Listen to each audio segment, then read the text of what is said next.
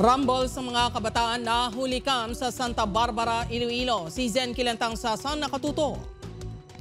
Sa CCTV video nga ini makitaan ang grupo sa mga kalalakinan nga nagadinalagan sa poblasyon Santa Barbara, Iloilo, Domingo sang kaagahon. Makita man ang lalaki nga ini nga hana magtabok sa pedestrian lane apang ginlagas pa sang isa ka lalaki kagintapungol. Suno sa Santa Barbara Police nakalabot na sa ilang report angot sa Rumble apang wala pa sa nagpa-blotter sini. Base sa impormasyon nga nabaton sang kapulisan, lunsay menor de edad ang involbado sa insidente. Posible tripping lang ang rason sa kinagamo. Alin sila sa pabiya, may nagampang kung sila dito sang dart.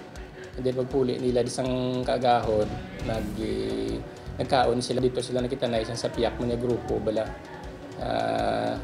Natripan lang. Kaya hindi man sila kilala na isang sapiyak mga grupo. Ang menor de edad nga gintapungol, ginpaidalom na ini sa medical examination.